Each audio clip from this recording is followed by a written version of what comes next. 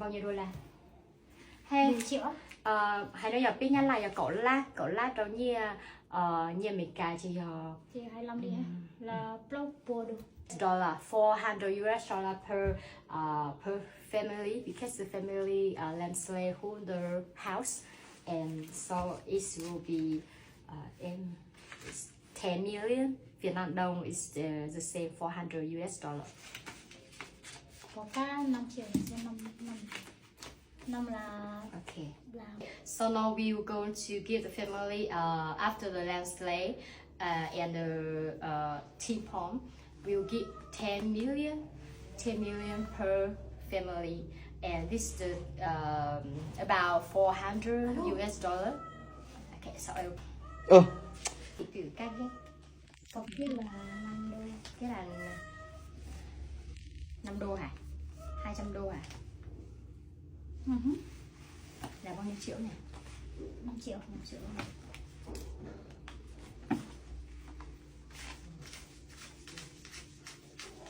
Nó là tàu drive để cho Sally.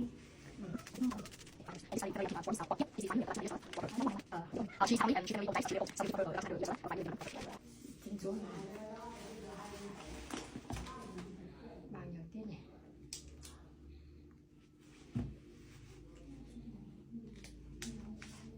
Triệu hả? Chị trả bao nhiêu? Chắc bây giờ kia định xây nhà nên là chắc do nó 10 triệu. 10 triệu hả? 3 nhà phải là nhà mốt. Mà cho ai giáo nhớ tên.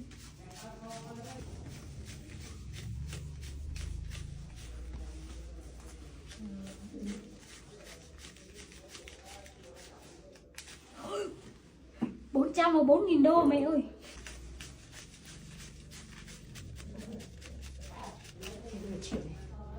So this family about 400 US dollar, about 10 million Vietnam đồng.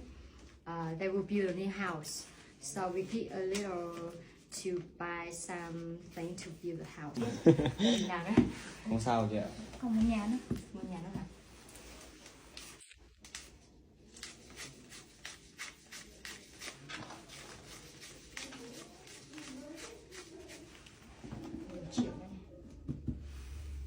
Ôi, biết thứ gì không chị?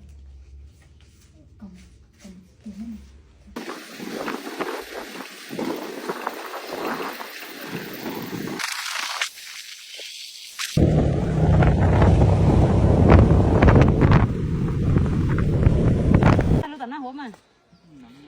Rồi hai anh ngồi đây luôn. Ya, sản xuất nhà bố bay tôi nó bay tới phố sẽ đỡ tôi ra mà. Em có lúc Thế có thôi mà. nhà.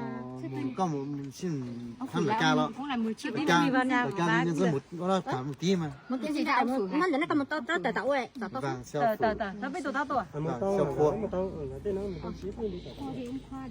Chờ, bốc cũng có 10 rưỡi anh ạ. vâng Và nó mình mang cái gì? Chị cũng hay mang nó nhưng mà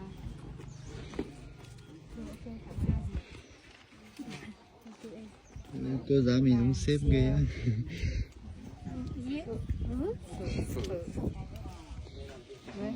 Đây là cũng 10 triệu đúng không?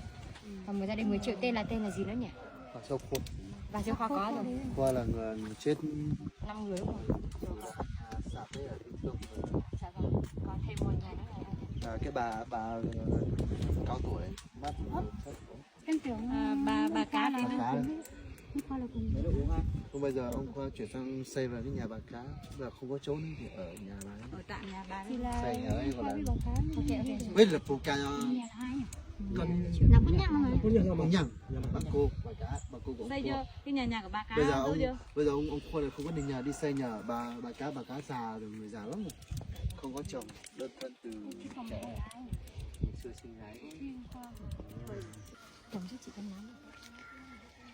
Chả cho ai gì này nữa.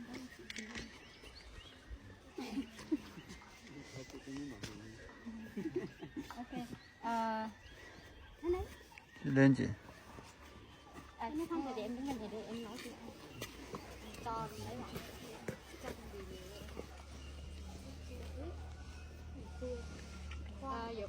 Khoa này thì tụi ní. Khoa thì nó bây giờ.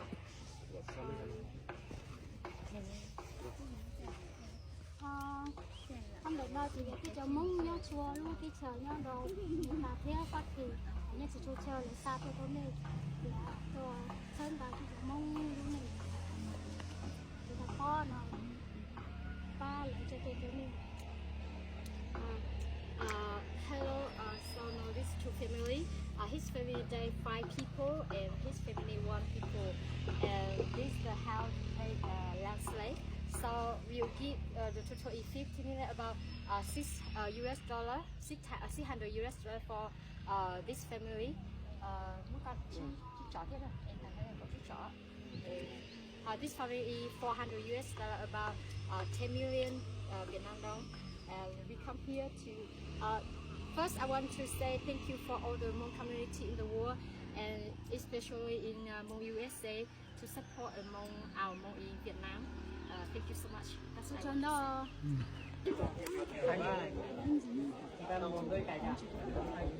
Của nước này để phong bì của em thì để ngoài chứ. Hello, so now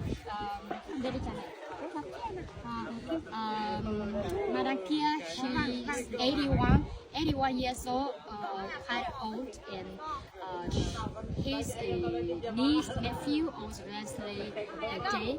No, she live alone, nobody living her, so we will give from her is about $400 to build a new house and buy food, everything for her. So now I will give her $224, okay, include this in of course money. Em muốn có muốn thời kia để nó chỉ tạm nó chỉ biết như nhắc là chỉ còn chọn để chọn này cho con thì không có ai có trong mình cô chọn nó này chắc nhắc cô chọn nó cho nhắc cô chọn đó Ôi trời đây tay. Có cái lầu tôi nói giờ cháu bây giờ muốn cứ đi chơi cứ là để cái thằng nó tăng của tôi lúc thế thì nó bắt khờ cổng chọn tí hay làm mà rồi tí nó bớt định nó để bớt định nó để khờ cổng chọn tôi tí khờ xuất chọn cổng xuất chọn nó có đủ gì còn hỏi là chạy ra đây còn lầu chạy ra dưới con nó có phòng cái con xíu tăng mua thế này chạy lòng tăng của tôi mà họ còn là có khứ tao ăn chứ thì có mua chạy lầu dưới rồi con nó còn nắng mà em có hàng này có mình phải cái đó tuần sai nó đi mua cái sắn nó bị cái sắn nó nó để có mua nhà nó có mấy giờ mới cái đại trong nó suy cha chứ con nhà tại thôi con nó cá nhân rồng à tại nó cái mua cho nó thì cái nhà là cũng mình làm thôi thì có mua cái cha tao giống mà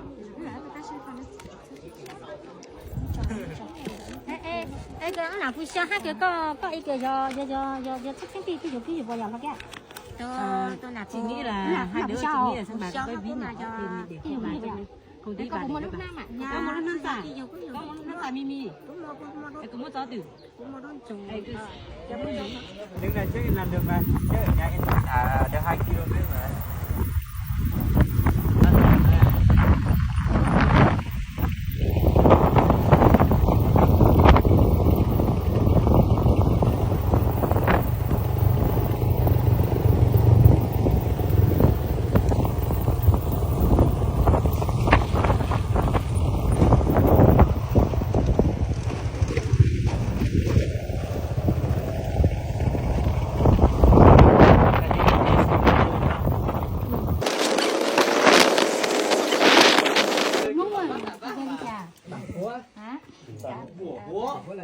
mà có lũ thế bọn nó sao ta giống như này hai lửa mà hai cái khoảng đi rồi nó mới ăn gì à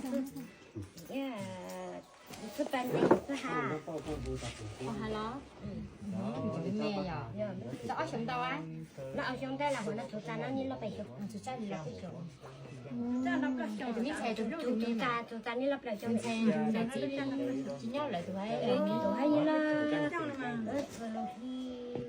mỗi năm sẽ lo cho được điện tụi lúc gì á sáng lúc nào hả tụi ta sáng lúc nào cái ta lên sáng được qua lo lại tụi nhớ lo chỉ mà chỉ hỏi ta chỉ biết bao tụi mình tu nha ha mi tụi nhớ sinh dưỡng chỉ nhớ lại nói biết mua mi nhẹ nhẹ cả nhà nó chỉ giờ mong chẳng mong nhớ rồi mình cà tê chỉ là tôi ha tụi nó nhận lâu nút chỉ nữ chú u sau thì hốt chua thì lấy cái bỏ cái bỏ cái này có thì mình biết mong nhớ lại nó chỉ họ tập bắt tụ lo thế chị Dạ mà.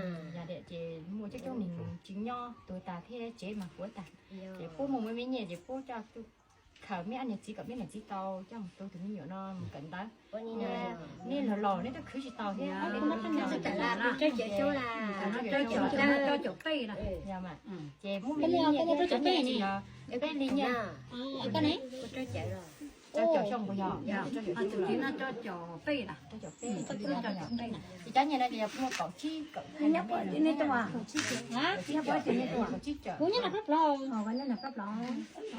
Okay, so this is the family. They did the daughter and the son, and one nephew.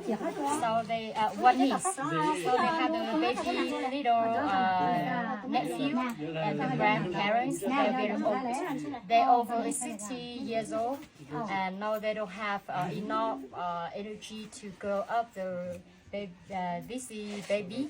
So we come here. Thank you for all the monk from USA to support all the family from Vietnam. So we will give about 600 US dollar for the grandparents, and they will take care of this child.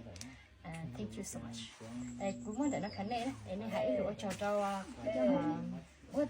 Ủa ta mẹ tọt xóa mẹ nhà cái như là mẹ lô bê bao na tàu nha rồi bê cho phụ kia nhờ mỗi nhà nhỏ to lô bê mò hở mò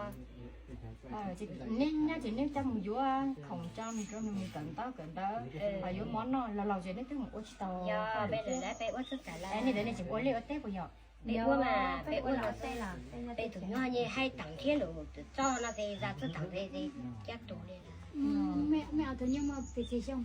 giờ tụi nhỏ tôi nó để mua nền cái bây giờ tụi nhỏ thấy tụi bố nó để mua nền cái đó bác ôi nền cái bây giờ dạng bây tụi nhỏ tôi nó để nặng như tôi nó giờ nài mà nó là cái này là sông của nhỏ nát sông rồi mà Anh cháu của cha. sáng nhập em mẹ phụ Giờ có tuần sai là sẽ tuần nhá. ông cứ biết bây giờ nha mà Ôi, thế thì sao hả? ừ Mẹ mong tăng